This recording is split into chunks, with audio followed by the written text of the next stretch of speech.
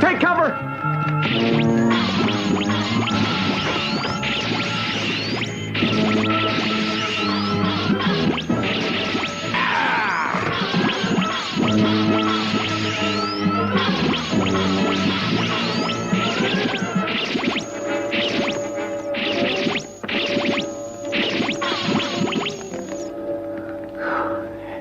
Those soldiers move faster than I expected.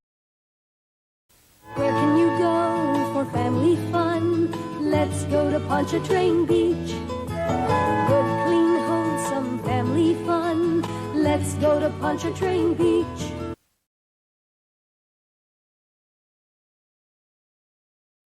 Do you have a tail, or is that your hair in the back? あ、ほら髪の毛と下に尻尾があります。Hair and a tail. Wow. The best of both worlds. わあ、Thank you! 私の髪の毛と尻尾はとっても自慢の髪の毛と尻尾なんです。ありがとうございます。Yeah, it really such a unique little character. It's mesmerizing. So anyway, I forgot the question.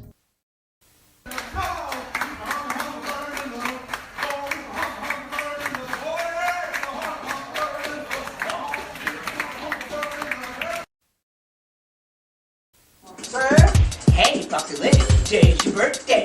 Keep being Foxy, keep the riches at bay. Foxy Lady! Foxy Lady! Foxy Lady! What a lady! Foxy Lady! Foxy Lady! Foxy Lady! Foxy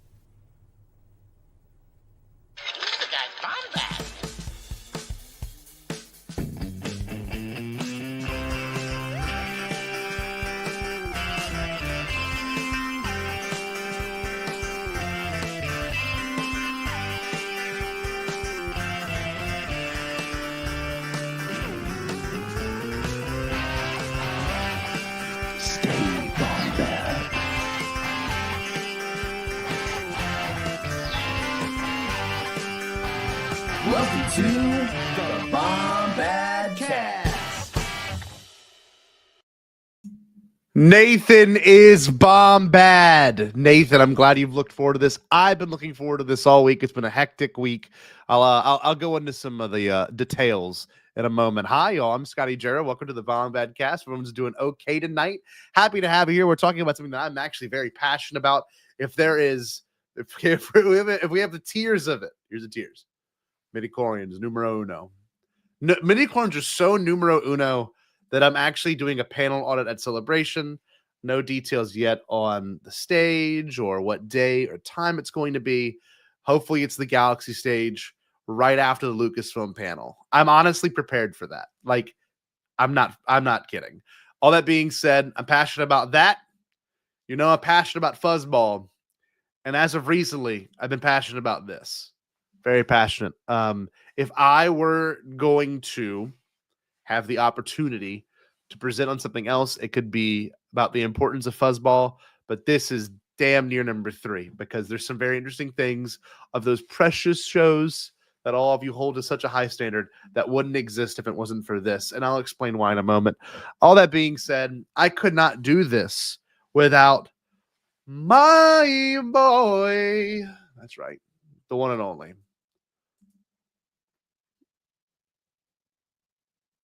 Carrie, the Gannon Unky. Wanna have you hear me? I wanna have you hear me say it. You got there. I'm really proud of you. You really got there with it. Yes. Yes. Love it. I Love you. it. Love you. You. Love you. You. I love you. Oh. I love How you. you doing? But no, in all seriousness, I hate Joe Organa. Hate that guy. I love you. Welcome to the Bombad cast. You. Miss Taylor. She is right there watching. Hope you're all watching it live. Jared, this is kind of some edgy stuff that you'd like. You know what I mean? I think it's right up your edge alley. lord shit for you, my man. Oh, piping, steaming hot. Yum, yum, yum, yum, yum. Gonna eat it right up. Eat it right up with the straw. Ooh. That being said, happy to have you, Jerry. How we feeling tonight? You feeling okay? Doing good. I just realized my desk is peeling, so that's yeah. You got to wear sunscreen next time. You said your desk? I thought you said your dick. My desk. No, So not my sorry. dick. No. Yeah, no. Skin off of it. Yeah. Scotty, I'll usually FaceTime Scotty while I am nude sunbathing on the roof of my apartment building. No, I like the idea. It's not a flat roof either. It's it's like a peaked roof as well, and so it's a little like I gotta I do have to wear like those cleat type things that roofers wear. And stuff. So that's all I'm wearing up there, just like roofer cleats and just like my birthday suit, just like all under God and everything right there. Beautiful. So yeah. Anyway, that's great. No, happy to have everyone here. Excited to see everybody. Hold on. No, jerk stream. Now this is what I was going for. Look, I'm gonna talk producer talk with Jerry. Our Patreon's not looking good. We've lost like 6 or 7 patrons, so we need to really work on that. Maybe we can. Maybe we really can. What Patreon? Maybe we can jump on this. We might have to start. That being said, happy to have everyone here. I love you all. Yeah. Let's talk about something I'm excited to talk about. This is something that I'm super looking forward to really analyzing with Jerry. Jerry, there was footage that came out, and I can tell you the exact date because I have it pulled up. And Jerry, it was weird. I had this idea the day this footage came out 5 years ago. This footage came out January 30th, 2020 on Vimeo first and then onto YouTube. So I remember watching the Vimeo stream. Remember Vimeo? I remember watching the Vimeo stream. Vimeo. Still around, I believe. And like big people like Christian Harloff covered it. I don't remember if Force Center covered it. A lot of people covered it then. Who?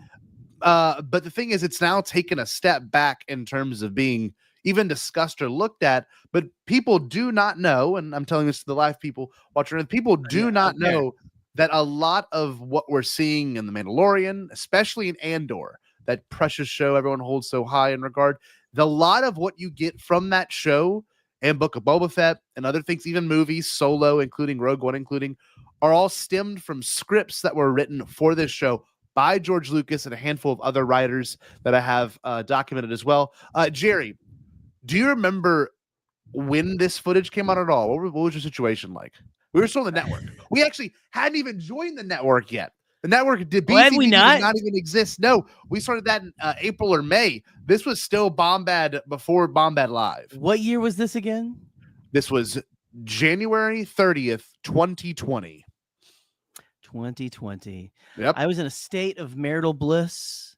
It was the best of times. It was the worst of times, as they say, as it were. But yeah, no, my marriage was disintegrating when this came out, so I have no idea what the fuck this. I know what it is. Yeah. I know what it is because I knew that George Lucas that was the big talk when I was in college. Was like George There you Lucas go. is doing a live action Star Wars show, and then we had the Clone Wars, and the Clone Wars came out. There was also here's something we need to find that someone, I don't know if this is like just something that some random person on YouTube made, but I was shown when I worked at the movie theater. This is a scoop. This is a scoop. We don't scoop here on the Bombad Cast, but I get a scoop. The assistant manager of the movie theater I worked at, my famous movie theater that is closed down, sadly, and becoming a bowling alley. How dare you laugh at my pain? How dare you? I'm being serious right now. I'm being fucking serious right now. Let the calm side of your head talk. Okay, sorry. Oh, that's right. That's right. Okay. Just rub the temples a bit. Okay. Before the Clone Wars came out, he was like, they're doing this animated series, and it was like Rebel pilots, like computer animated and stuff. And I don't know where. I've never seen it ever again. I saw it once in that office, and I've never been able to find it. I don't know if it's test footage, but I'm the kind of guy that's going to find it. It is pre-Clone Wars. It is pre-Clone Wars. So, well, okay, that's cool. But anyway, also, that's the same. Cool. This is legit. This is legit. But also, that might be legit too. What I will say is, this also tied in. Oh, I need to drag one thing to the. Kind of how I thought there was a Ghostbusters 3 for years when I was a child because my parents took me to see it when I was like 3. It's Ghostbusters 2. Yeah. Anyway, let's continue. So what I was going to say is, aside from all that, I guess dealing with all that. The very interesting thing about this is going to coincide with Star Wars 1313. Does anyone remember Star Wars 1313? It was a video game. Yeah. From what I hear by all the cool YouTubers I follow say that game should have happened. Why? Because I think you were gonna see some Twi'lek booty in it. That's what I heard. That's what they told me. They told me we needed. They told me we were gonna get them in there, and so I should be wanting that. It's what they told me. It was gonna be for adults. Ooh, rated R Star Wars. You're not technically wrong. Okay, I don't know why I just messed up my Google Drive. Let me get this pulled up real quick. And so the footage is also very important to all of this. There was test footage that was shot. Now, let me walk you through the test footage itself. The test footage was shot around 2010, I want to say. Let me double check. So this is previous to the acquisition, George selling the company. The footage was shot, released test footage from 2010 of the canceled Star Wars TV show Underworld, which would take place in the lower levels of Coruscant. The series was set after the events of Order 66. The video game 1313 was to be a tie-in of the series. Due to the immense cost of shooting the series, as well as the selling of Lucas from Disney, Underworld was delayed and eventually canceled. This footage was produced by Stargate Studios, who VFX resume includes Doctor Who, The Walking Dead, and The Orville. In partnership with Lucasfilm, the VFX technology displayed in the making of portion Stargate Studios' impressive real-time rendering virtual backlot live technology. What does that sound like to you, Jerry? You heard what I just said? The VFX technology displayed in the making of portion in Stargate Studios' impressive real-time rendering virtual backlot live technology. What does that sound like to you? Yeah, Muppet Vision 3D. Is what it sounds like. No, I'm sorry. That sounds like the thing that everyone hates. The volume is what it sounds like. Which I will never understand. If I'm going to be frank with you, I will genuinely never understand. Proto volume. The proto volume. Yeah, kind of right. So it's kind of like the volume, but it was like Avatar. Like not Avatar 09, not Avatar: The Last Airbender. Avatar also shot in the same exact way, which is the idea that they would have actors on a green screen and the actors could see their virtual environment. This is, of course, long before, the actual use of panel LEDs was used on things like The Lion King. When did The Lion? Oh no, it was the Jungle Book. When did the Jungle Book come out? Let me look that up. Jungle Book, Jon Favreau. That was let's see, Jon Favreau, Jungle Book. Oh, 2016. Okay, so this is like during Rogue One and all that. Okay, so the reason why I'm saying all that is because for those that don't know, there was over, I think the number was, let me read, hold on. I have it on my notes. 100 scripts. Okay. There is technically 98 scripts out there of this. Now, what we're going to watch first is a proof of concept. A proof of concept can show that the technology is worth it. And this, oh, look at this. He'd show up if I was sold. Yeah.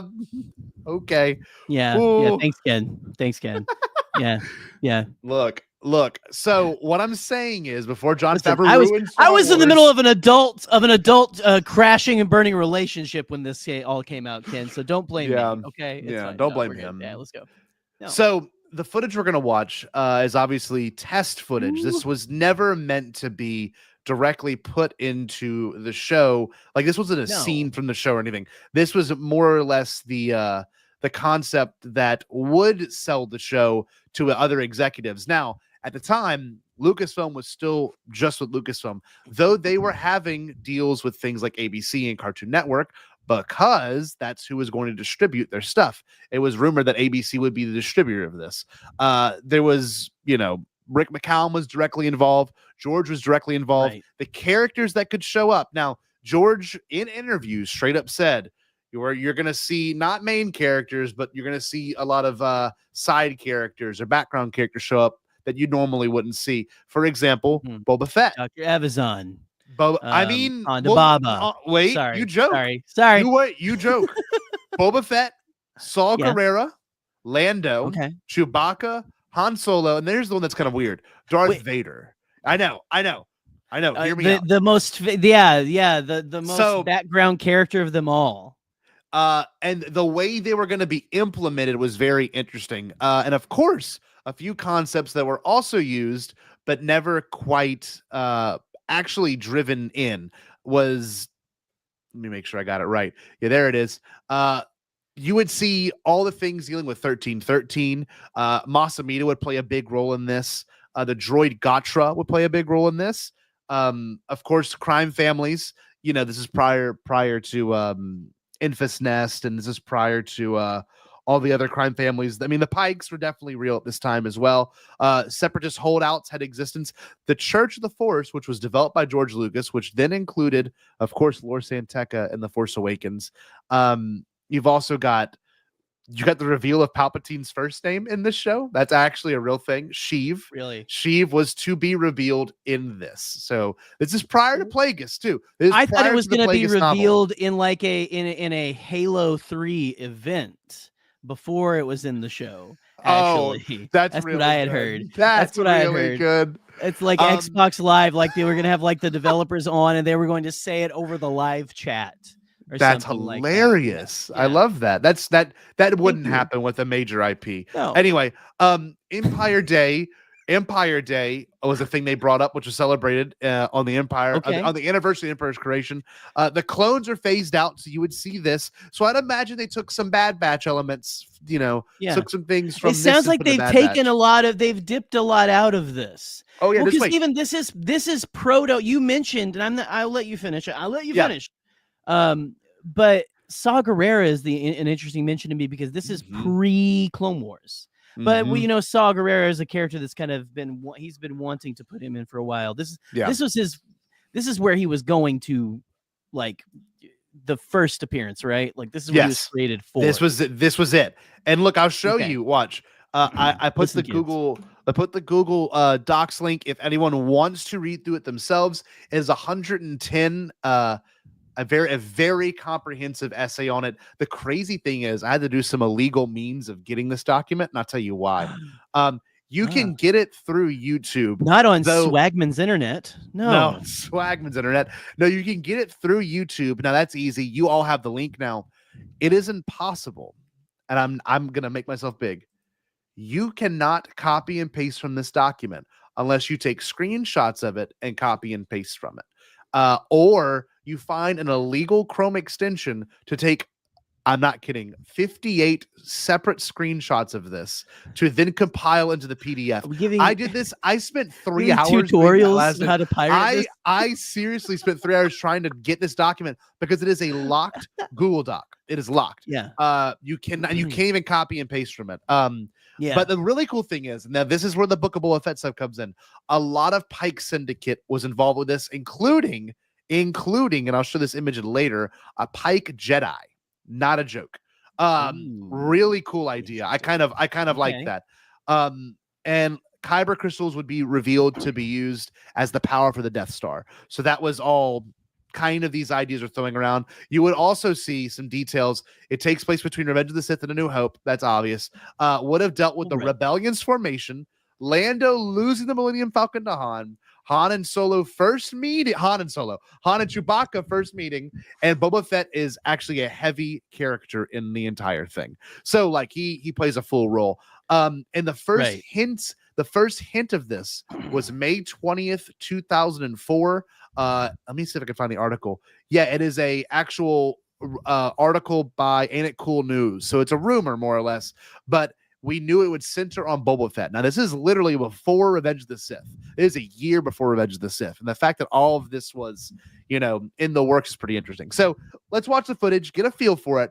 I'll kind of come back and we can look at everything dealing with the actual lore of it all and what it means and how this looks. This, I don't think a copyright thing will get flagged on us, but you could see this is 2010. This is probably George. Look, we might get like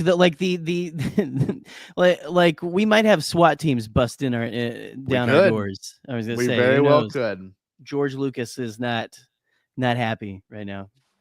So this right rolling here over in his, is really interesting. On his Tempur-Pedic mattress right now. That's what I sleep on. But you can see. Look at the background. Obviously, it's not super well rendered. But when this footage came out, I remember being in awe of this because I hate to say it. We've gotten really good looks at Coruscant, but we haven't got like the slice of life, really deep, dark, kind of Star Wars 1313 level, areas of Coruscant really in live action yet still. Except for we got a little bit in Clone Wars whenever Asajj Ventress and Ahsoka have their little spat. But that's about it. Which probably came from this footage or was co-created at the same exact time. So let's watch this real quick. We're gonna highlight some stuff as well. That's the Fantastic Force card, isn't it? I kind of like it. That's interesting. I like it. But think like 2010 Doctor Who. That's kind of what this is. The same people that made that. You get all the classic aliens in this. Some new ones. Interesting. So you did not see this, Jerry?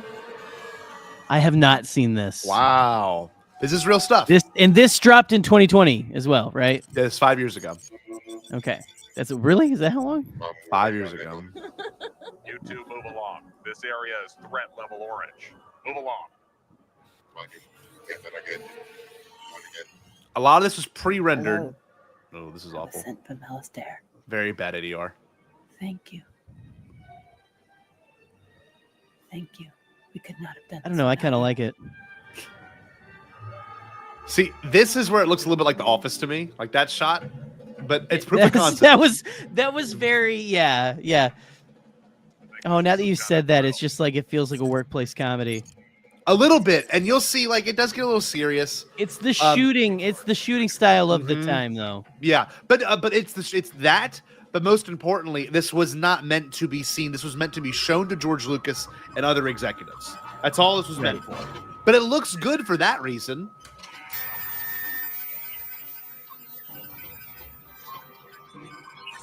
I don't quite know what she's doing there. Maybe she's scrambling something. Not sure. The stormtroopers look great. It looks pretty. This is very high budget fan. Yes. If it's fan. So it was. This was a legit. This was an actual. This was legit- me struggling what to the keep fuck? up with posting consistently on YouTube and getting less views than normal until I wasn't expecting this. Oh, we really Spotter Studio, man. Hey, This Chadra hit us fan. up. Hit us up. Anyways, hit us up. Just gave him a free ad. Son of a bitch. No, but really though, when you see this stuff, this is Yeah. legit, Kim. This is apparently all legit based on all the research I've done on this for the past couple of weeks. I mean, you can see Scotty's been in the ship. I've been in the Star Destroyer hologram eye in the sky thing what we're looking at for a couple of weeks now. But let's keep watching. Let's do it. Music, Attack of the Clones, obviously. Right.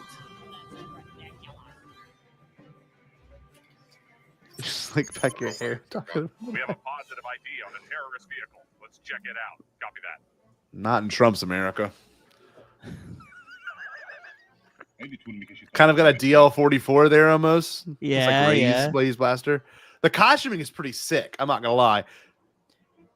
Then Plans have been acquired. We will need weapons and your best soldiers. This does feel. We will also need a ship. This almost reminds me of oh my god, I watched the show with my father-in-law last week. It was oh my god, what is it? Deep no. Oh my god, hold on. Oh my god. I was gonna say, yeah, I can't unsee The Office now that you've mentioned it. Sorry. And so, yeah, It's it's the Steve. Zooms. Steve as well. Wait, Steve, hold on. Steve who? No, I'm sorry. You're good. You're good. No. You're good. You're clear. You're good, you're clear, What's you're good. it was a show in the 90s, something 5. Something it was one of those 90s sci-fi shows. I think I texted Brian. Yes, I texted you and Brian about it like 2 weeks ago when I was watching it. Hold on. Where's our group chat? The F-bot. Farscape? No. F-bots. Hold on. Babylon 5. This kind of has a Babylon 5. This has a Babylon 5 vibes.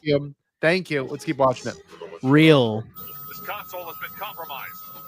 Lock down the area and search the vehicle. Said that looked like a Disneyland console, like Tomorrowland Yeah. or something. We have a ship. Cruiser class? Team 2 reporting in. So like that CG looks pretty awesome. Yeah. Proceed with caution. Get in the back. Get in the back. Again, not a fan of how it's shot. Nobody move. But the energy is good. Speeder outside. Yeah. Nobody move. We're on the lookout for DEI hires.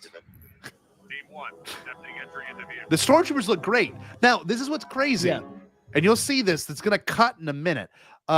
This is all green screen, mind you. None of this is like lighting in terms of this is probably, edited in post to have better lighting and better, color. Right. But like when you see this, it's going to do a quick cut and you're going to see all these same exact shots with a green screen in the back with a real-time rendering. So each episode apparently was going to be 1 hour long, which is crazy. 1 hour long episodes at $5 million an episode. That was supposed to be the budget. Damn right. That is because Favreau with the Mandalorian obviously made it. Yeah. I think it's 10 million an episode or something. 10 million episode, and the times have been between 28 and 45. You know what I mean, or even like an hour, like some. But just keep that in mind when you watch this.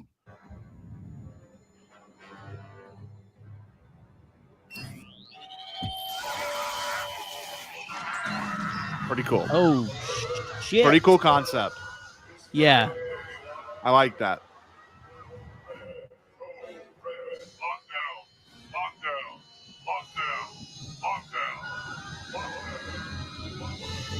See, this CG looks pretty damn good. Yeah, that's not bad. Watch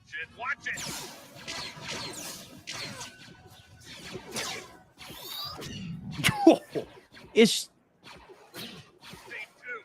the camera work is just weird. Yeah, it is weird. But they wouldn't be the ones who have shot. It feels right. It feels very network television though. But the energy's all there. You see, Yeah. like Oh, totally. Wilhelm scream, like all of it. See? Ooh, to be continued. All right, so now it's going to cut right here and show you what it would have looked like. So I want to see what's the chat think of all this. Do y'all kind of like this? Do you are you vibing with it? It is great test footage. I agree. Steve saying CG and the costumes are Yes. best parts. Yes, absolutely. There's a few aliens you can't really see. I don't know if they had the full, costume connect at this point to even be able to film this test footage. But you'll see. Yeah. Okay. See. Here we go. Yep. I was back exactly going to say it. Like you can tell when you watch the BTS footage.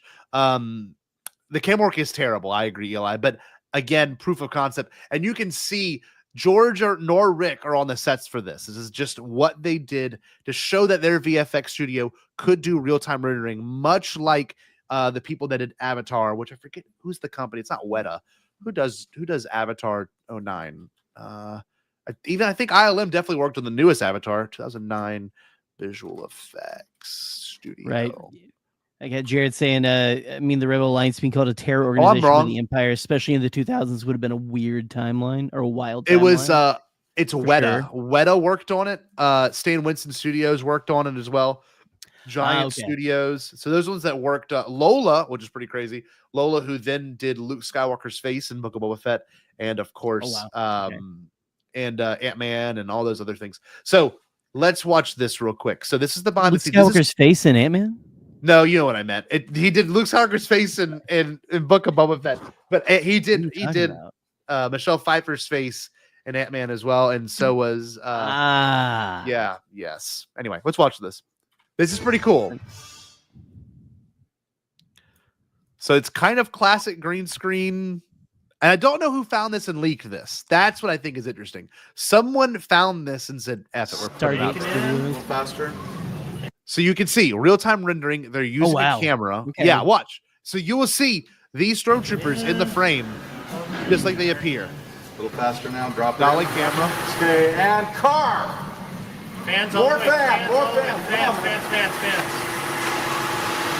Okay, and kill it. Well, they haven't rendered the car in, but the background is all rendered. The floor is all rendered. The lighting is rendered, as you can tell. You can see even the lights hanging right there. Some are more brighter than others. So, like, all these things are in real time. Isn't this cool? This is insane. Okay, you got some legs, but I was gonna say, yeah. That's what she's supposed to be, a Jedi. Wow. I don't know what she's supposed to be, to be honest with you. Obviously pre-rendered. Then they cut to the rendered footage of this camera floating above them, and you can see in real time. You're there. Go. Hustle.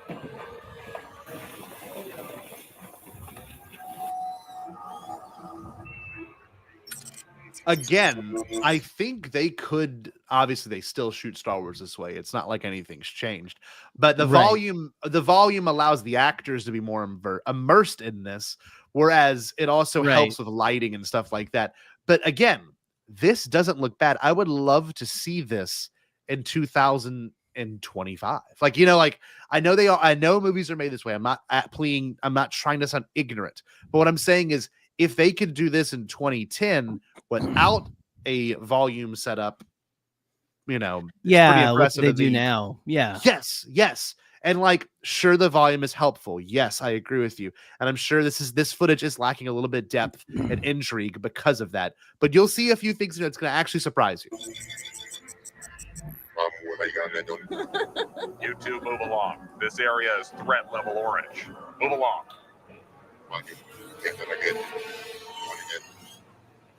Hello. I sent from Alistair. Thank you. Thank you. We could not have done this without you.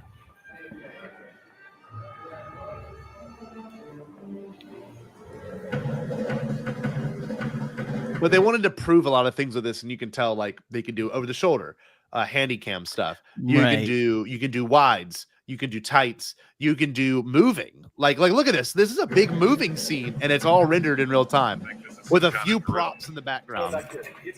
Yeah. People are confused itself.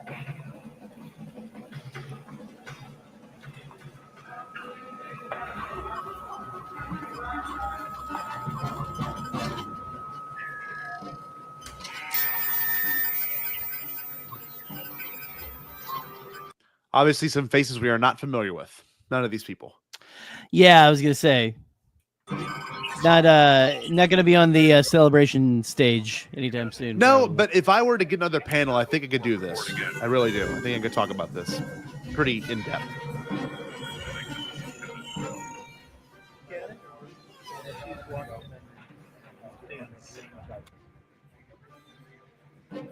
So you're pretty much watching the footage over again, but from the BTS perspective, which I also kind of like. You don't see that with Star Wars ever. You never get whole scenes with unrendered graphics and stuff like that. What do you think of all this? Like, where's your head at? This is it's interesting that there was this. They were so ready to go into it. You know what I mean? Like it's so much was ready to just be done. Yeah. And I guess it was again the money, I guess. Yep. Ended up being the thing, which is insane. Well, money and George at some point must have knew in his gut that like, okay, this is no longer my baby anymore. Or, just things were changing in the air around him. And I think he made the right decision. I think canceling this was probably the best decision because of all the things that we've gotten out of it, which I'm going to go into more detail on once we're done watching this footage, because that to me is where it's most interesting. Why this is sorry. No, I was going to say that's the most interesting part to me as well. You were reading at the beginning, like there's just so much that we have gotten that has been dipped out of the stew here, like so many parts of this that we're going to be a part of this. We've gotten in different ways, different ways, ways that we haven't even, that I still think we haven't seen. Like, I think there's still things in these scripts that have not been fully tapped yet. So, let's keep watching. Absolutely. We have a positive ID on a terrorist vehicle. Check it out. Copy that. All in real time. Like, that's my favorite shot right there. I'm sorry if no one didn't see that. But like the fact that you can get a side by side of like, look, there is them walking through the frame. And obviously that's the fully rendered, lighted, color change on the bottom right.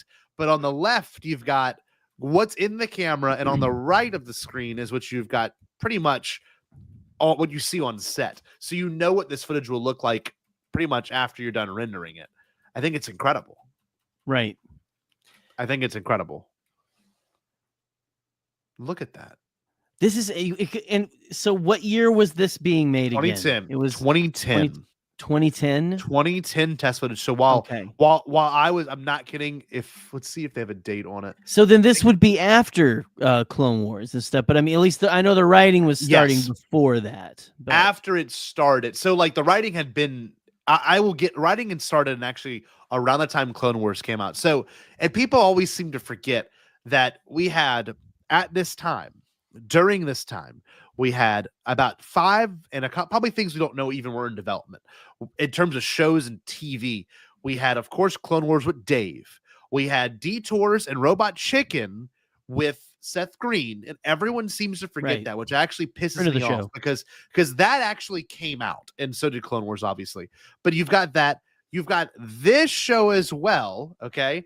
And, of course, there were talks of all types of other things that could be in development, and we'll look at the rumors of that as well. But like, you've kind of had George and all like different, I guess parts of the spectrum of you've got animated shows covered, you've got live action shows covered, you got animated comedies covered, and then of course, I'm sure he had sequel stuff in his brain too in some capacity.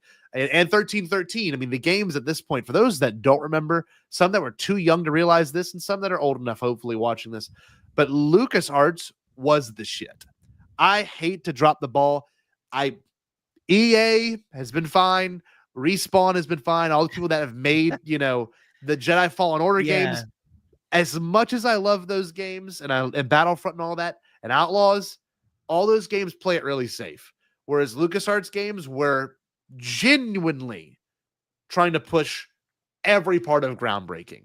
They were the first game to use a lot of Unreal Engine stuff.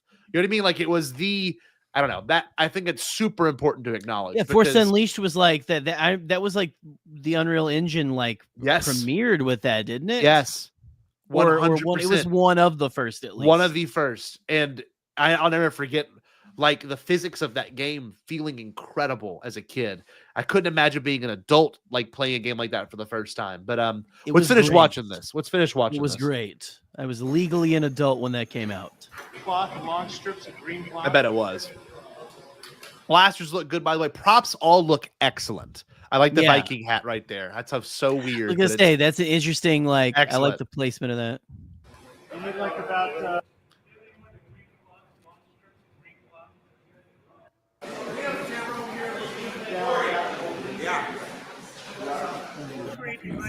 Best soldiers. We will also need a ship. This console has been compromised. Lock down the area.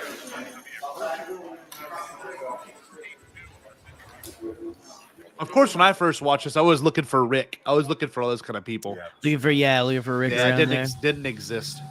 They just weren't there for it. Team 2 reporting in. Like again, that looks pretty damn good. Like just the sake of focusing on it. The zooms and everything. It's just I was gonna say it's for 2010 it's insane. Actually, I'm trying to find any date on here. No, there's no specific date. Oh, it looks like it says 2009. Maybe I'm wrong. Looks like it says 12/14/2009. That could be the case. That's insane. I would have been in 8th grade. Good Lord. This was all being worked on in a studio and none of us knew it. And I would love to interview these people. That would be something I'd be willing to try to figure out how to pull off. But it's so hard to identify anyone in this because we don't know any of these faces. We have to reach out to the actual VFX studio.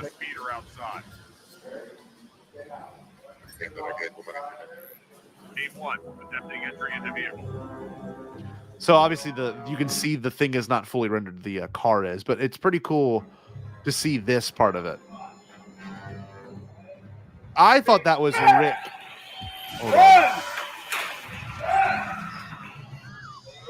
I thought that was Rick right there. I guess it could still be. He's not visible. Yeah, right above the screen where you see what's happening. The bald spot and everything to me is just you know what I mean?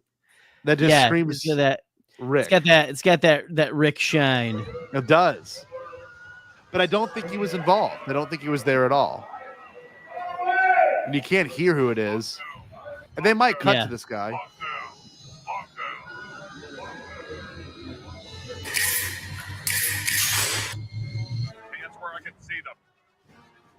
Pretty shitty firefight, I'll say here. It's just like All right, but they're gonna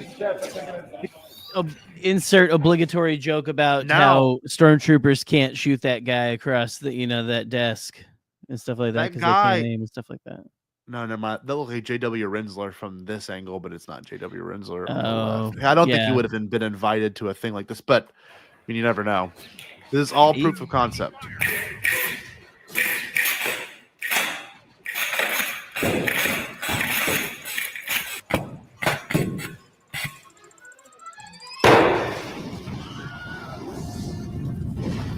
Let's see who that was. I'm trying to see if there is any shot of anyone in here. Nope, nothing. Oh yeah, here we go. Coop's got it. It was J.W. Rinsler. Ah, there it is. May he rise in peace. There you go. So isn't that cool? What's everyone thinking of that? What's the chat think of that? I think it's fascinating. Genuinely fascinating.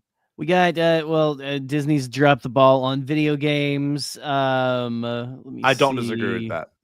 Honest to God. Nathan, I am 45. I remember 1313. Yes. Yeah. I was gonna say it was a big time, man. It was a big time. It really was. So what we're gonna look at now, and I'll show you on screen. This is the document that I put in the chat earlier. And of course, there's this guy named Led. Now I don't know who this is. I couldn't get much information on him besides I was just gonna say, look at George. Oh, He's we'll got get your to that. hair. Oh. George has got your hair from That's the midichlorian video right there. I know. So, but this is Sorry. also interesting. Continue. This is the Twitter page that has been the one to, you know, kind of document. Well, I'm sorry, not Twitter page. This has been the site that's kind of documented, and a lot of this stuff is compiled from. So you'll see it's one of the sources that this guy uses. Never heard of this page before. Numidian Prime. I don't know. But you can also see the post from this person's name is a Marv. I don't know if this person's a leaker or some sort of scooper. I have no idea. But they don't tweet often anymore. They haven't tweeted in a very long time. The last time they tweeted was December 24th, 2024. Can we get a welfare check on Marv? I would love to know because of the things that they've compiled. I think it's actually very interesting. They don't post that often anymore. But they I guess they used to run this WordPress page that they would kind of update on and find stuff dealing with this show and 1313. Where is Marv? Are Rip they Marv. okay? Are they all right? But so here it is. We can look at this document officially, kind of break down some stuff from it. I've already got a good breakdown of it. But when you look at it, there's some pictures in here that I've never seen before, some concept art that I've never seen before. But the characters that were supposed to be in it, obviously, as it says here, Boba Fett, Saw Gerrera, Han Solo, Lando Calrissian, Chewbacca, Darth Vader, C-21 Highsinger. Now, wasn't that one of the? I'm gonna look it up. Wasn't that Highsinger was one of the? That was one of Bounty the High C. That's the robot. Let me see. Oh yeah, and you can't. It won't even let you. It literally won't even let you copy and paste it. What's the number, Jerry? C-21. C-21 Highsinger. There you go. You call him High C. Yeah, High C. Oh, the robot from the train episode where it's on the screen now. Joins with Boba and all them. Yeah, Yeah. There we go. Highsinger. He's got like the Christ the Redeemer halo on, which is pretty cool. That's a great design. Honestly, a great droid design. Like great it feels like design. one of the an ancient droid design. I think this is a character that could 100% show up in that Favreau movie if the rumors are true and that we're getting, what's his face? Oh God, what's his name, Jerry? Imbo. Imbo. We could totally get voiced by Dave Filoni. Yes. So just keep that in mind. Mazamita was supposed to play a character in Rebel Pilots. The 79s bar. I have no idea what that is, but that plays a part in this. Got the 79s. This is interesting. This is something I do not like that this includes. So I can highlight it. I obviously cannot copy and paste it. And you can see this is kind of all the concepts that were thrown around in the middle of it. The one thing I did not mention is very important. Palpatine is in some way wronged by a heartless female gangster. This makes Palpatine more sympathetic and destroyed as a person. It is presumed that this would have been a flashback or a called story of a younger Palpatine. It also seems clear that the source of this information isn't quite representing the material accurately, so don't take it too literally. So hold on, 79s was the Clone Trooper bar. Okay, there you go. So it says right there. They go to 79's bar after and talk about the horrible actions they committed during Order 66, which is really interesting. The Palpatine thing is like it feels like the Stormy Daniels and Trump shit. A little bit. That's really funny. Yeah. Now all of this has been confirmed, and you can see we're gonna look at actually some audio clips as well. But these are the ideas that were explored. All these interviews, as you can see, are from Ain't It Cool? Not all of them, a good bit of them. Ain't It Cool News, which I don't even know if it's still a legit site anymore. But these are all things that they must have heard. Mortuary. What the hell is this? Moriarty. Moriarty. Sorry, I said mortuary. Let me get rid of it. Which one of us teaches children? I forget. Yeah. No, you're good. Bless. Now, there's a cool things in here. There's pod races involved. Pod racing will be explored. Can we get another pod race someday, please? Named Thal Jobin from the Droid series would appear. A rebel general named Durin, from someone maybe from someone from the EU. A rebel with the surname Naberry. General Papanoida, who's related to Baron Papanoida. I was gonna say it was just gonna be George with his ski slope do, so that painted blue. Could you imagine? Bib Fortuna and Ulo would appear. All right, The call Death me Star General. plans are involved, which is really cool. So this Very kind of cool. confirms some things that John Knoll pitched a long time ago that would then be, brought into it. Some Force Unleashed characters could show up. Now, this is where it gets interesting. The writers. Some of these writers I'm not familiar with. We're going to do some real-time looking up. This is what got me excited. Art department coordinator who has not talked about it all that much, Phil Stozak, who has been in this live chat before, who has hung out. I've DM'd Phil. He's done stuff with us for charity events. All those things are very much there. Let me look up these writers real quick, Jerry. Do you like me info dumping? I'm sorry if I'm info dumping too I much. love it. No, listen. Don't stop apology. You're good, my man. Just keep trauma dumping. It's good. We love it. It's not trauma dumping. dumping. We're good. Trauma dumping. We love when you take a dump on us. It's fine. Let's just keep going. Yeah. Chat, are you Hell yeah, you baby. enjoying this deep dive as well while I get these names pulled up? We got people calling out stuff like let me see, Eli, of course. We got the commish down here dropping knowledge on us. Thal is in the first few episodes of Droids. Oh wow, okay. Okay. Ronald D. Moore, who was going to be the All-Star. Okay. Oh, okay. Interesting. Thank you, Ken. I'm gonna say we could have gotten Ram Koda in live action. Yeah. Jared is mourning the loss of his dear Ram Koda in live action. Now, one thing to keep in mind too, these creators, hold on, IMDb. These creators that would have been involved in some capacity with the show, they were all pretty much spearheading some of the biggest sci-fi at the time. Now, how much were they involved with this? Couldn't tell you. But this is what I'll read to you. So what they were involved with and the years they were involved with these shows. First one you see right here is Ronald D. Moore. He wrote for Battlestar Galactica, for All Mankind as well. So he is one of the main writers for All Mankind. Star Trek as well. And Outlander, Electric Dreams, some other pretty big shows. So they've gone on to have a big legacy from just this, even being in talks with this alone. Steven Skaya, Blood and Treasure was a show they worked on, and Jericho as well. I remember Jericho. It was on from 06 to 08. Jericho. Yeah. Yeah. I never quite caught it, but I was always interested in it because that was right around the time of Lost.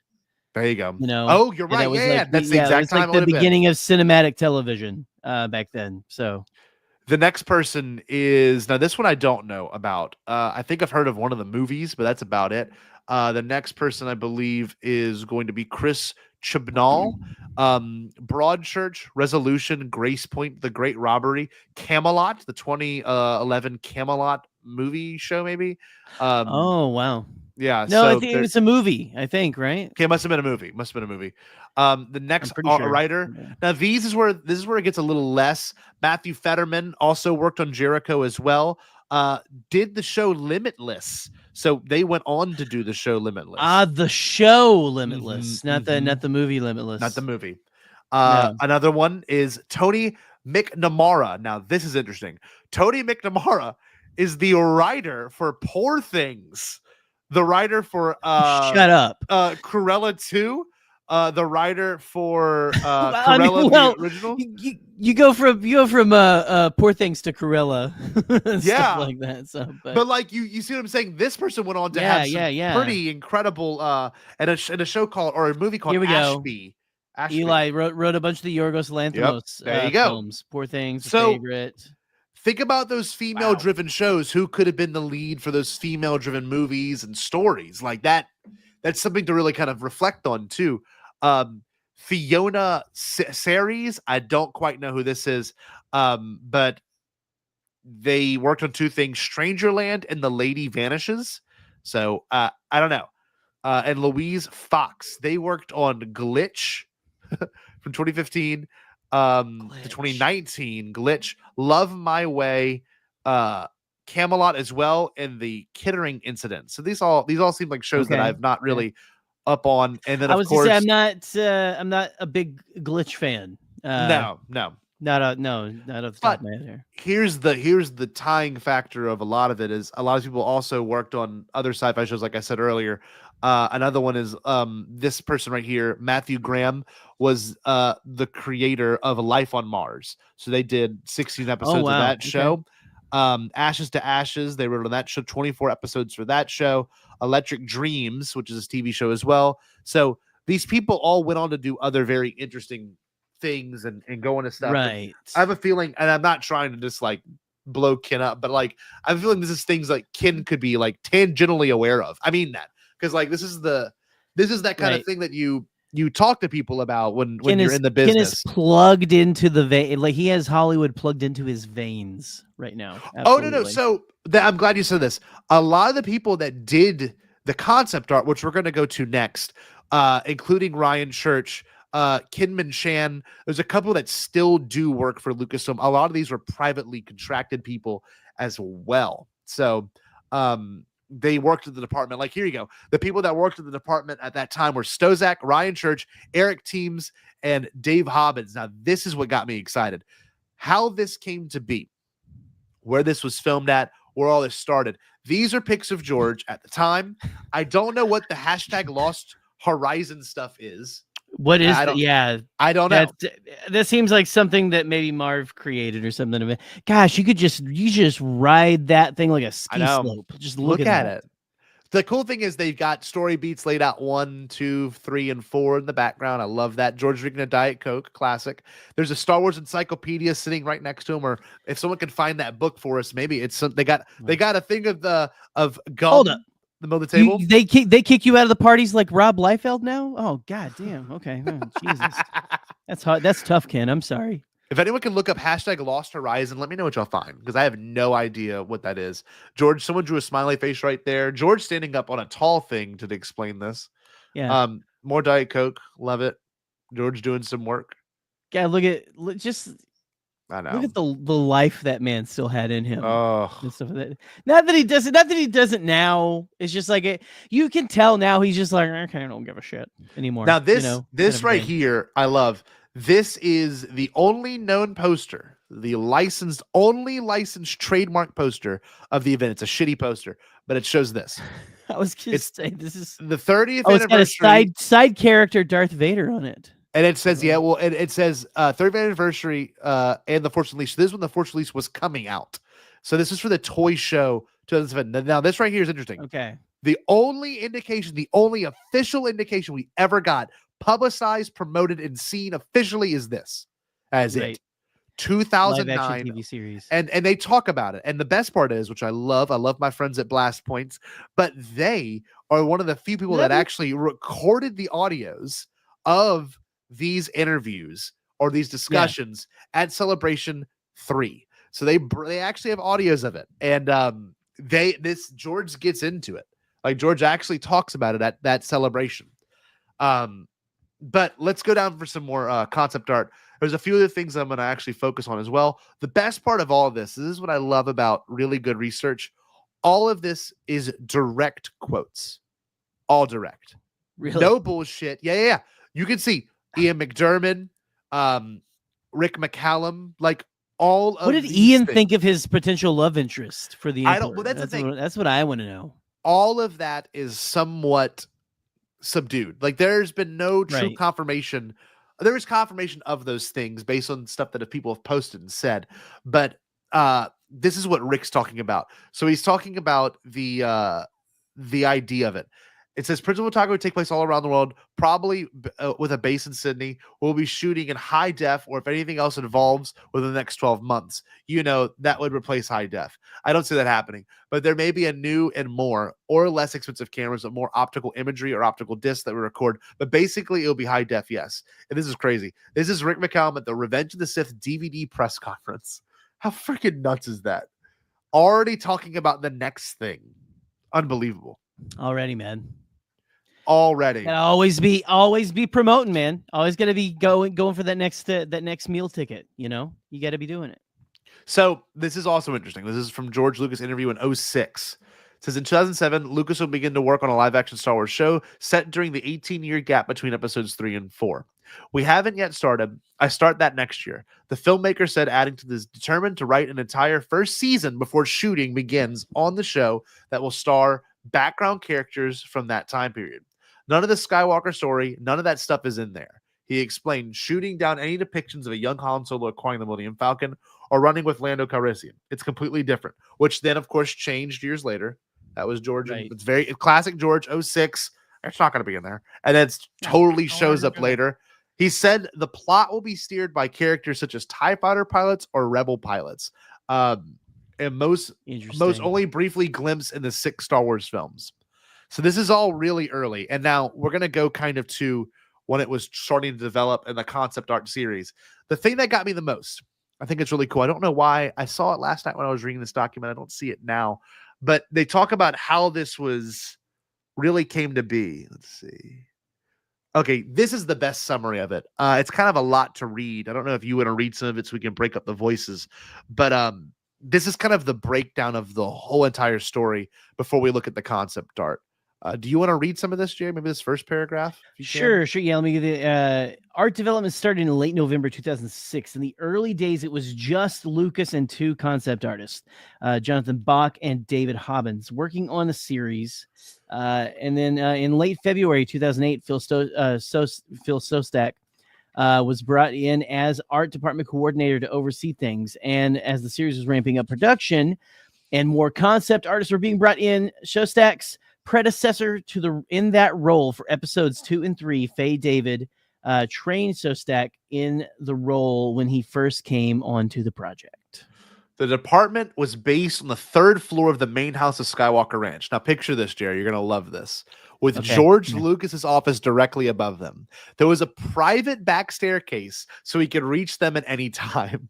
Technically, they worked for another Lucasfilm subsidiary, Jack Enterprises, which is named after Jet, Amanda, and Katie, which also worked on the documentaries for Young Indy. George treated the floor at the 3rd floor as a sketch pad.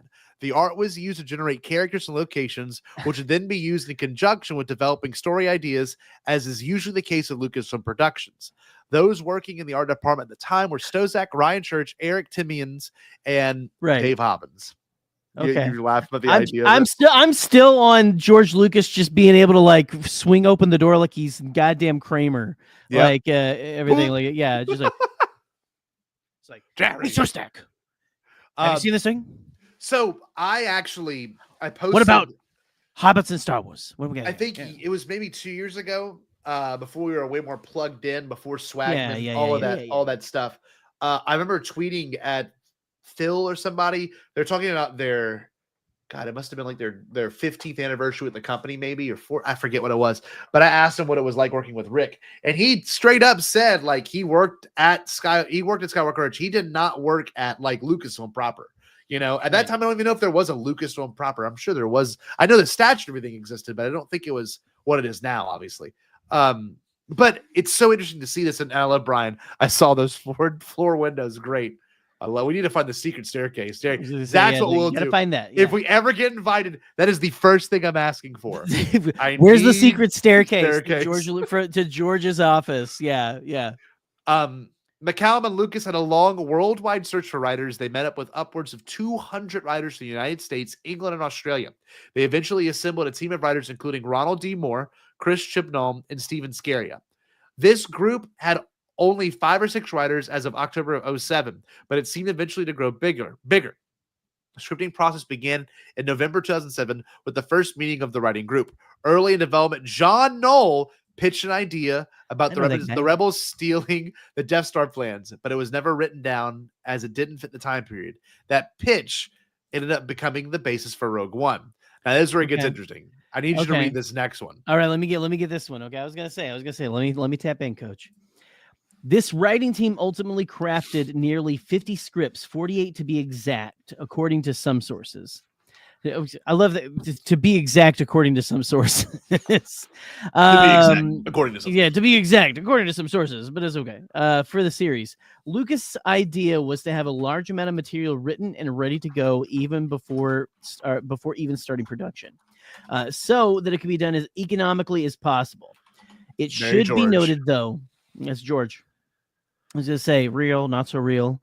It should be noted that these scripts were not in finished form. Many were still early drafts, and would have gone through revisions before being filmed had the production not run into issues. Furthermore, Lucas had told the writers to write without regard for budget, as he wanted to find a way to make feature film level stories on the small screen. That's his.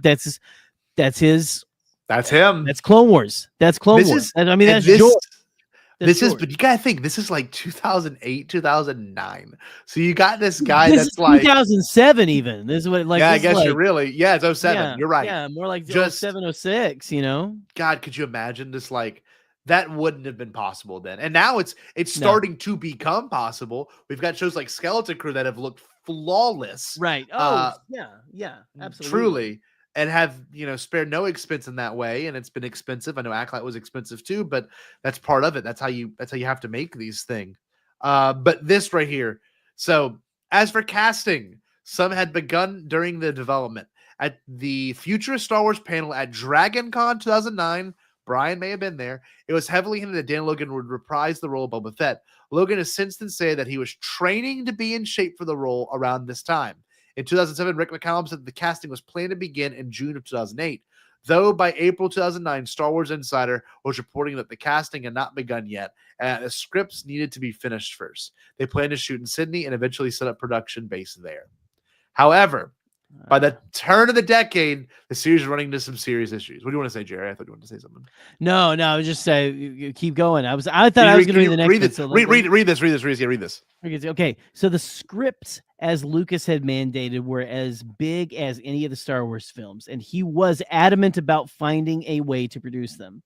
As with his plans with the prequels, the technology wasn't quite there yet. Proof of concept footage was shot by Stargate Studios in 2010, trying to see if the project was viable.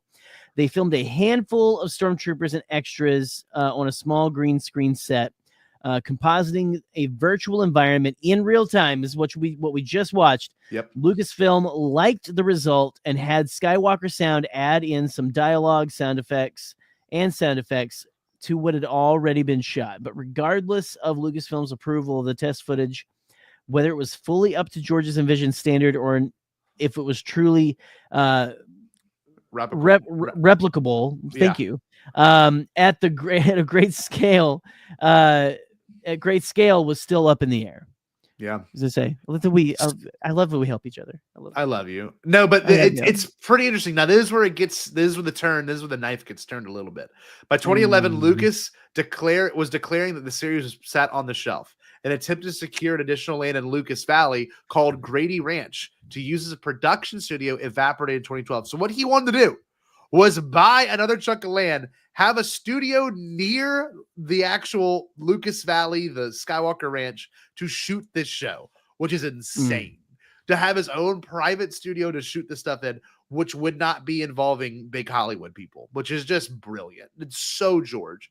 And with that, many hopes of producing the series in an economically feasible manner were gone. So now he doesn't have to rent the studio. Well, he can't rent the studio space. He was not allowed to rent the studio space, so it did not work out. So this is where it gets interesting. And in June, Lucas stepped down as the president of Lucasfilm and appointed Kathleen Kennedy as successor. And then in October, sold Lucasfilm to the Walt Disney Company. With that, Lucas's involvement with the company began to wind down. People forget that. George gave her the company, or stepped down to give it to her, and then he sold it to Disney. It was not the other way around. Yeah, not the other way around. Oh no! That's hold on. We got some guy is not going to be happy about that. I can already tell him. I just know he's a. Hold on, here we go. Dude, that's from my script. Forgot about that one. I love Alden. I had that waiting in the chamber. Yeah, I do know a lot. You wouldn't want to miss tonight's stream if you look up hashtag Bombadcast. Hashtag Bombadcast. Yeah. Oh yeah. Yeah. See us later in the leaders of Doge. That's Scotty and I are actually taking over Doge from Elon. So That's yeah, it. it's great. And Ass Cracker or whatever he's got like a guy who's like he's got a guy who's helping him. Did you see that? His name is on Twitter is Big Balls. Big balls. That's real. That's real. Moving on. Of course. Oh, Jay, read this real quick. Sorry. Read this, buddy. Of course, dozens of the scripts were part of the value of the sale, and they had been mined heavily since. They absolutely have. From Saw Gerrera's emergence into live action to details about the criminal underworld and the publishing materials, and even extending to plans for Coruscant as an early version of episode 9 or episode 10. Hold on, the IX is 9. Is that Remember? 9? No, it's 9. X is 10. It is 9. XI is 11. Hey, okay, all right. Yeah, the Roman numerals. The plans for Underworld continue to influence modern Star Wars storytelling. Kathleen Kennedy expressed her interest in continually mining these scripts and concepts in a 2015 interview, as did Dave Filoni in 2022. 2022. Yeah. They're That was still 3 years still ago. going through those things. Yeah. With the prospect of live action Star Wars series finally becoming a reality in 2019 in the form of The Mandalorian, using very virtual production methods that George had planned to use at Grady Ranch to break through the technology barrier, who knows what the future may have held for these abandoned materials. Perhaps we'll eventually see the premise for Underworld directly brought to the screen. Perhaps we'll just have to watch a clip of Lonnie walking through the Coruscant Underworld from Andor in a loop. Hold on, Lonnie Gibstra? Lonnie, the pod racer, Lonnie? Maybe. Okay, please continue. For now, though, it's just great to look at the incredible work that went into this series in the first place. So we saw these. I'm going to see if I can find those Dave quotes. I know it's all on this document. All of these are direct quotes from this. No bullshit. No hearsay. All direct quotes, which I think is super important to acknowledge. All of these are direct quotes with sources, with audio sources, with links that are sometimes not active anymore. All dealing with like Red Tails as well. The movie Red Tails. They talk about it there. Right. So let's keep going. And then inevitably this does turn into Star Wars 1313 in the sense of it being kind of like a tie-in show, which I think came later. Pablo, of course, starts confirming stuff literally like in 2016, so we can actually see a few of those. And this one's from Lawrence Kasdan. Very interesting. In October 2012, I got a call from Lucasfilm president Kathleen Kennedy, and she said, "We're going to do some more movies. Can you come up and talk to George, Lucas, and I?" I went up and George had sort of roughed out many movies, not just with the new trilogy, but other movies, spinoffs, and things. I wasn't sure I wanted to do anything, but I said I could do the Han Solo movie because he's my favorite character. And then they hired me to consult on episode 7, and within weeks, Disney suddenly owned the whole thing, and everyone was shocked. And then it says, on if the Underworld scripts are being looked at by Lucasfilm. This is from 2015. No. Interestingly enough, there's an area we spent a lot of time reading through the material that he developed something very much like to explore. And there was a 1313 getaway. There was a concept art for 1313 was unbelievable. So our attitude is we don't want to throw any of this stuff away. It's gold. It's something we're spending a lot of time looking at, pouring through, discussing, and we may very well develop those things further. We definitely want to. That's 2015. That is right before TFA came out. I was gonna say and it is a slash film leak, literally right there. You can see this shit. This is cool too. This is about Lord Santeca. This is what Pablo on Twitter back in the day. It says he's a member of the Church of the Force, which is an interesting idea that George Lucas came up with during the development of his proposed live-action Star Wars TV series. Though the show never got made, there's a lot of cool ideas that we actually transplanted that idea into his backstory, which we didn't see the backstory of Lord Santeca later. Right. Yeah. Well, we're getting Lore's distant relatives, like in the High Republic era as well. So it's just cool to see all this cited. This is kind of stuff that it's irrefutable. It's all there, and I love that because no one can look at you and say, "Oh, I don't know." No, this is. Yeah, this is pretty comprehensive. Absolutely. It's just it's there. Oh, what's up, Crystal? It's okay. We're just glad you're here. No worries. So like this one right here. Okay, this is if I could share it real quick.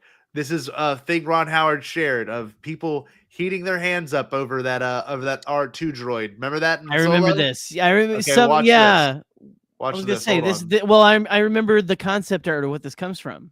Even better. Hold on. This is Oh, no, the what do you got? What you got? actual. Oh no, it's when Pablo. So it's when Pablo got rid of his thing. But you'll see the concept art later in the bottom of this document. That is directly referenced in the 1313 concept art. Here we go. Here is a Pike Jedi. Ooh, that's cool. Yep. It says it was sketched out. George plugged the design because he liked the design, of course.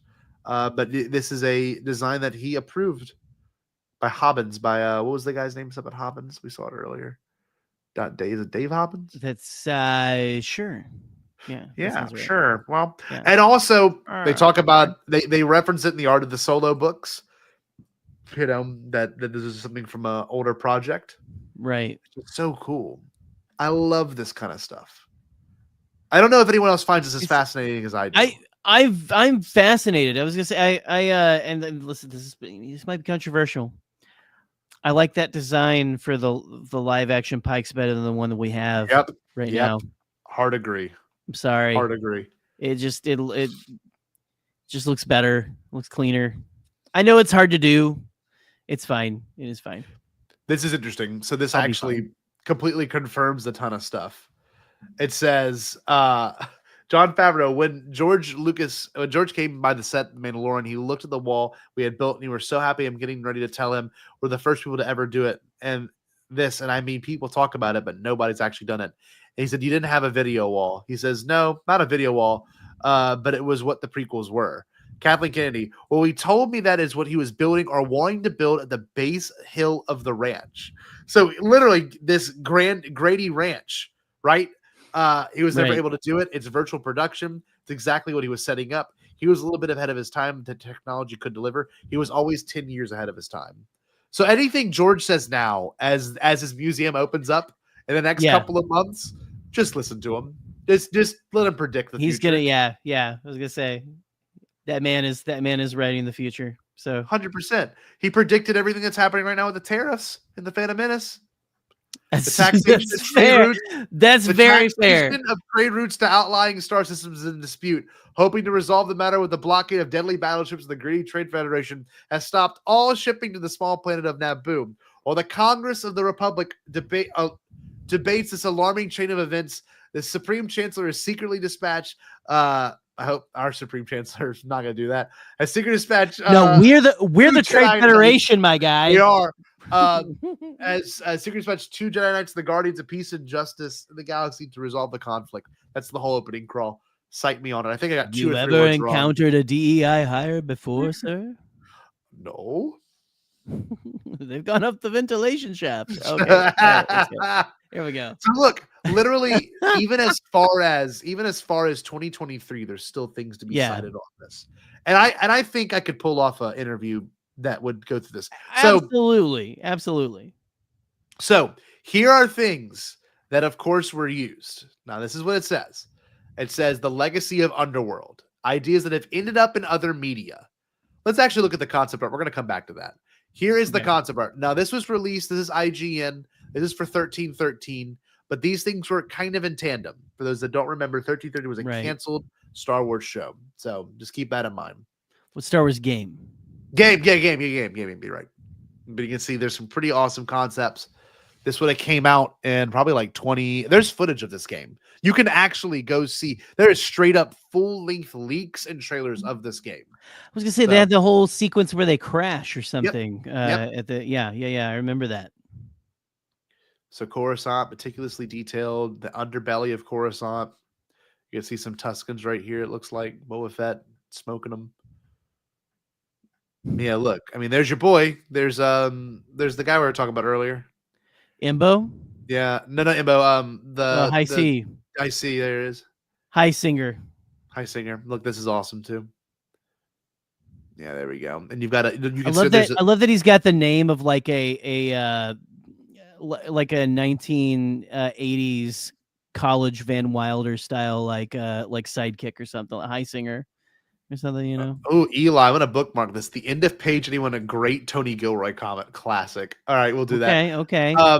This also, you see the Night Sister with what appears to be like some sort of sniper rifle, a Twi'lek in the back, and you've got High C and Boba Fett with the weird between green and blue armor, which I love. But look, here is additional concept art that was for 1313, or this was definitely for 1313, or the actual Underworld show. This is the exact thing that. See, I remember. Ron Howard used. Yeah. Seeing this concept. I looked. This is the part that I do have a lot of information. At least I remember looking at the concept art for the game. Yeah, or at least what was most likely the game. It could have been the show as well. So. There's some more. These I am very familiar with. Yeah. God, man, I'm not a big what could have been, but I love the confirmation of what could have been. There's a speculative nature that is nice to this stuff, but this is not speculative. This is it. I mean, this is what this show. Yeah, this is what could have been. It is what could have been. But to me, like when you look through a concept art book and you're like, oh, this was the concept of what could have happened. Great. Right. But this was so far into development that this damn near is visuals or close to visuals we would have got. And like, this is Ryan Church. I could tell Ryan Church's style. I've looked at enough of his art to know that it is Ryan Church through and through. And I'm sure if we sent him a message right now, he would respond because he used to be pretty accessible on Twitter. But let's go back. I want to go back to that section I highlighted earlier. And the lore of it. And Eli said go to page 81. There's a Tony Gilroy comment. Let's see. Here we go. He said he dares me to read it. That's what he said earlier in the chat. Jerry, do you want to read it? No, wait, let me pull it up big here. There we go. Okay. Discussing the feasibility of a Star Wars TV show, interviewer. And there's a history there. I mean, there was even a live action Star Wars show that George Lucas himself was once going to possibly do. And it was scripted out, or at least they had a Bible to my knowledge. Yeah, no, I know. And it was abandoned because it was just too expensive. Yeah, and then they tried to turn it into a game. Yeah, the 1369 or what's it called? Yeah. Tony Gilroy Q&A podcast interview. So I just imagine Tony Gilroy being like that, like, you know, like, yeah, sure, kid. Okay, whatever. Oh, wow. Look at this. This is crazy. The shot of Cyril going down to Coruscant when he gets the elevator, it goes down. It felt like such a perfect representation of the show. So unlike what we're used to seeing on Star Wars. That is Coruscant. Coruscant goes down. George Lucas worked on a project for a decade that was lower Coruscant. I think that a decade. That's different confirmation. I think that was a film and a series. They tried to do a video game. I don't know the whole story of it, but there's an incredible amount of work that went to lower Coruscant. Tony, we know you don't know Star Wars. You don't have to pretend to be so damn cool. You had to be like, he's just like, hey, I don't know. It was a bath soap or something. I don't know. Fuck it. But like, look at this. The fact that Tony Gilroy listened well enough, and of course noted he got this that stuff. At least. Yeah, he pulled that out at least. He did. Of course, I think he is trying to be a little too cool for school. Oh, always. Oh, look, here you go. Everyone loves when Tony writes it because he hates Star Wars, right? That's the thing. Like, yeah.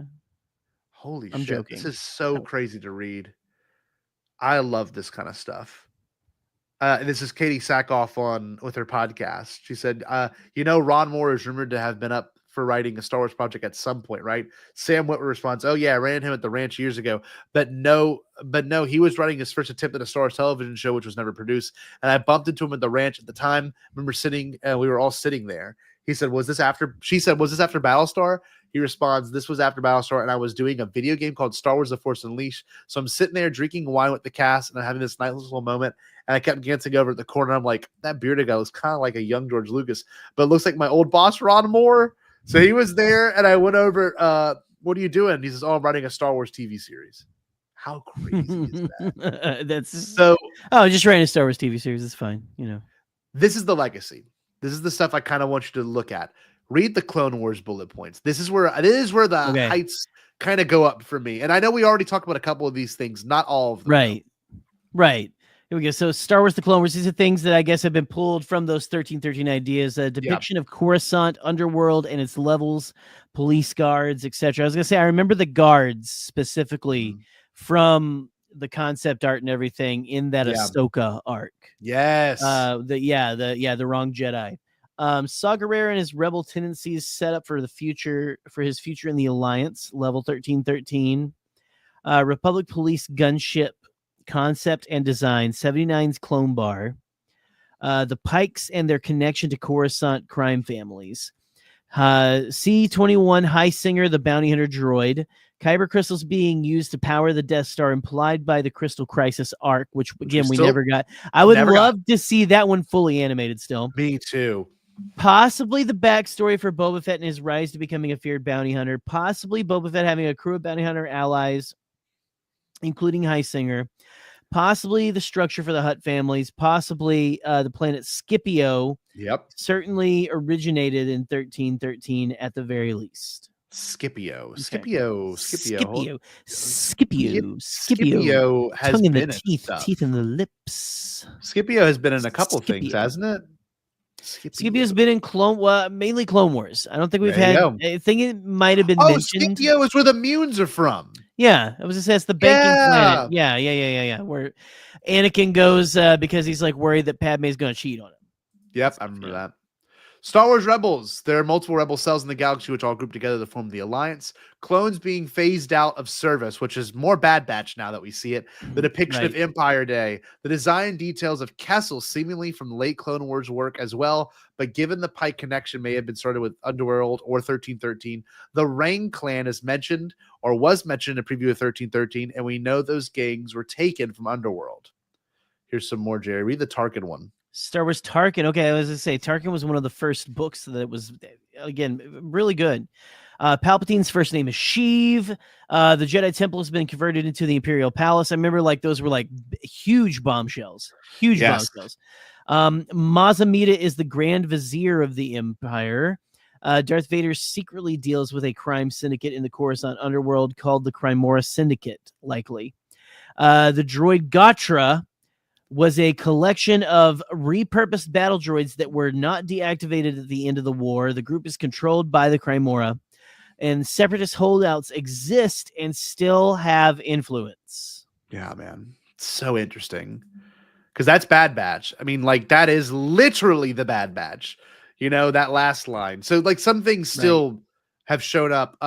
These are kind of quick ones. Star Wars Darth Vader, the book, I believe, or the comic run. More of new at the Imperial Palace. Mention of Crymora, Ultimate Star Wars, which I think is a book. The fact that it's reiterated in the 2016 character guide that Jabba's aligned with the Crymora. Star Wars Dark Disciples, the Rang clan, seen note in Rebels Above. This is what I like right here. Star Wars Episode 7, of course, we've got the Church of the Force, which the visual dictionary does confirm. Rogue One, a Star Wars story, began as a pitch for live-action John Knoll. Saw Gerrera leads a small group of extreme rebels, the Partisans. Kyber crystals being used to power the Death Star. And 13 BBY, the Church of the Force is growing in the shadows of Coruscant from the visual guide, and clear reference to Underworld. Thrawn, of course, major unrest in the crime world, the crime levels of Coruscant. The Solo one. Can you read the Solo one real quick? Sure. Solo, Star Wars story. Han Solo and Chewbacca's first meeting is depicted. Lando losing the Millennium Falcon to Han Solo is depicted. Low-down citizens using an astromech unit like a trash can for a fire. There we go. Details about the Pikes and Spice, and details about Kessel, possibly the 5 crime syndicates idea. Yeah, I love this shit, man. This gets me so excited. This one right here, Star Wars Episode 10. The rest are not. I'm not Episode 9. These aren't as exciting. The original Duel of the Fates version, which is of course the name of the Colin Trevorrow version. The script featured Coruscant, the Sith Temple under the Jedi Temple, and citizens of the Underworld rising up against the First Order. See concept art and league script, which we of course have seen. We've talked about that actually. We should talk about that. Yeah. Again, Oh, absolutely. Yeah. We should actually do that. That should be something we do in the next couple of weeks, because we talked about that years ago when it first came out. Yeah. The droid Gatra, of course, gets referenced in the Marshall. Remember that episode, chapter 9. That's right. That's right. The droid Gatra. Gatra. Oh, look. The High Republic, as seen as this article about the High Republic ships and vehicles, a design for a Pike Syndicate ship was reused as an Nihil ship. The Pike ship was designed likely originates from Underworld. That's badass, man. Wow. Bad Batch, Vanguard Axis, initially from season 2, episode Tribe. The Tribe is confirmed in the Dawn of Rebellion visual guide to be an offshoot of the droid Gotra. Andor, the Grand Vizier, Masamune does get a mention. That's true. Remember? They were gonna see the Grand Vizier. Wasn't that a thing? Yeah, the Grand Vizier. Yes, yeah, absolutely. Yes.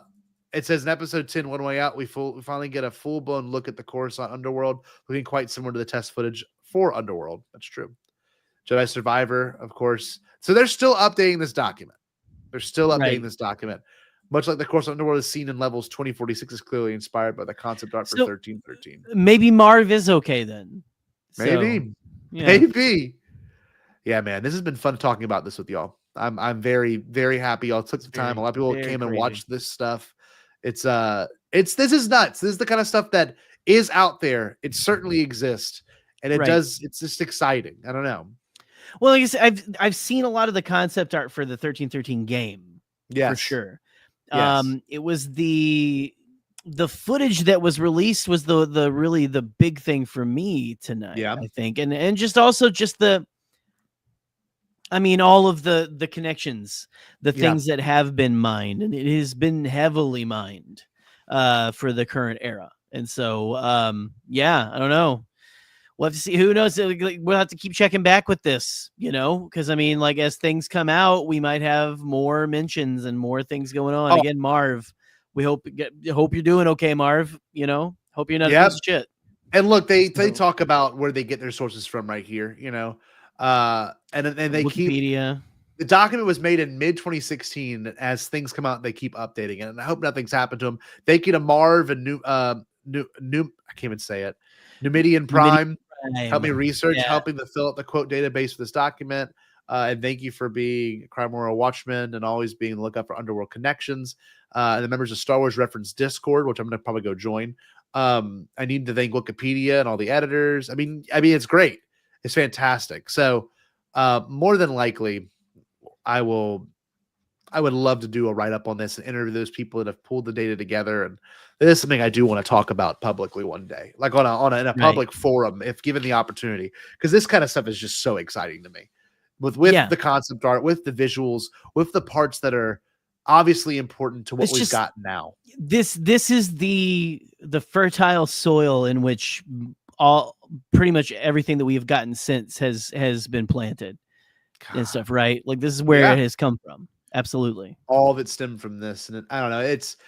We will cover Star Wars a 13, lot of ideas. We will cover a lot of stuff. This is the kind of stuff that, we've had a very consistent viewership tonight, but I know y'all love the goofy watch a VHS, laugh, make fart jokes and whatever. But this is also the stuff that we love to speculate on and love to look at, because this is the kind of stuff that it's the what if of it all. And it's not even what if, it's real. These things are real. These are real quotes that said these things happen.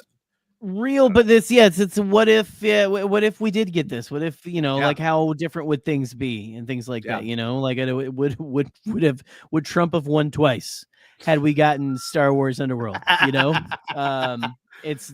We'll never know. We will never know. Unfortunately, it's fascinating. Well, I'm glad we could kind of go down this whole entire journey tonight. I love talking about this nerdy stuff with you, G. It's fun. Same. Next week, I got a couple things I can plug and just kind of talk about for a moment. I don't think we have anything planned technically next week. I'm sure we'll get something locked in the next, probably after this conversation's over. I know there's a couple interviews that I want to have. A good one, Kara DJ, the one that sent us those celebration. Remember the person that compiled all the celebration stuff in those little magazines? Did I send you? The magazines. Who made the magazines? Might reach out to her and see what's going on.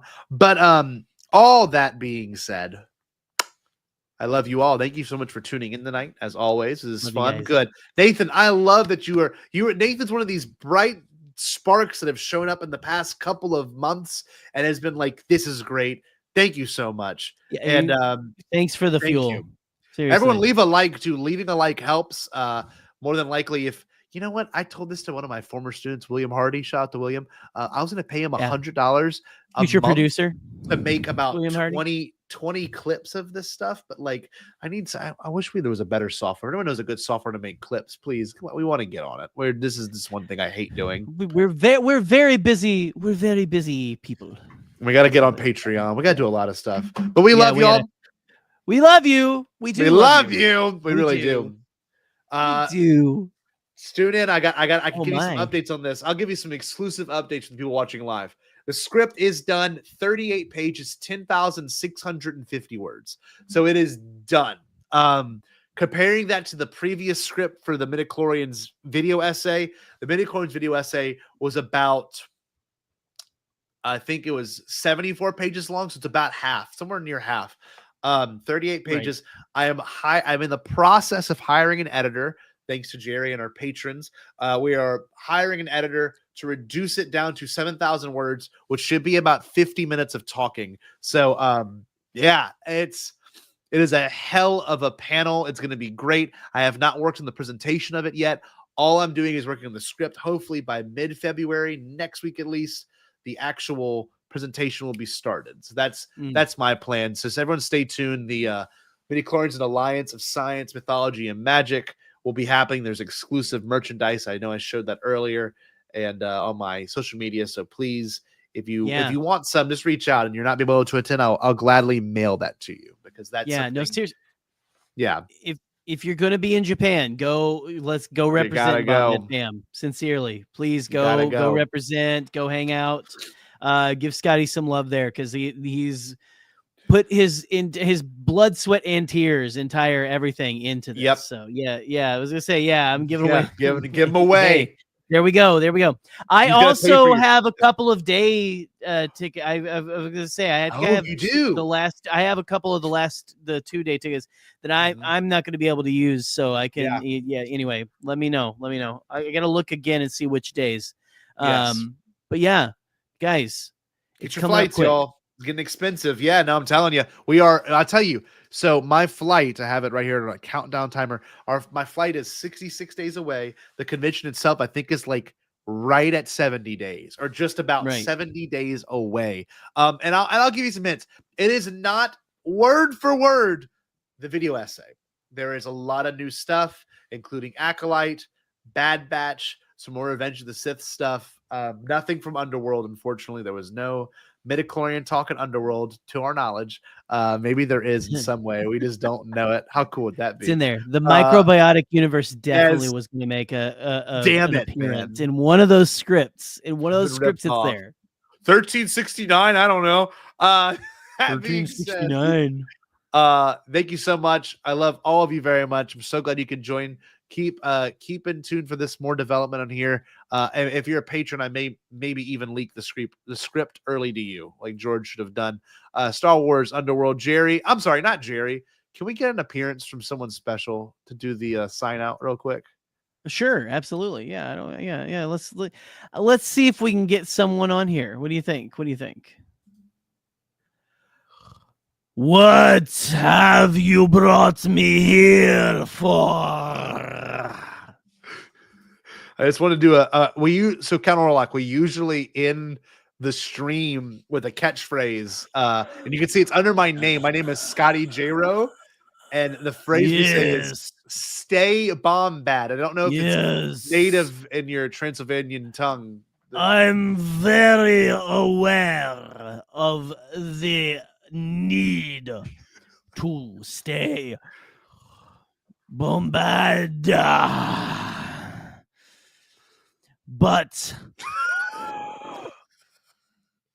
I am not just some kind of free billboard to post your catchphrase of your Saturday morning cartoon of an existence. But I suppose I'll do you a solid.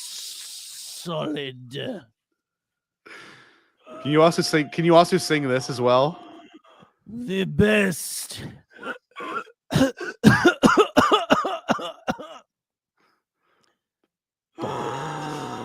Part moment of waking up. Is Bombad in your cup? Oh, I love you. Stay Bombad, you fox. Did you say impossible? Pasquale?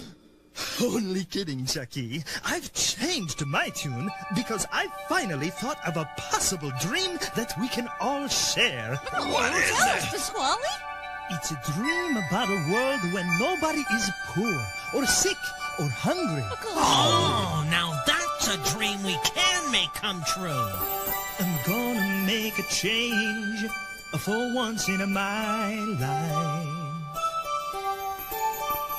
It's gonna feel real good. Gonna make a difference. Gonna make it right. As I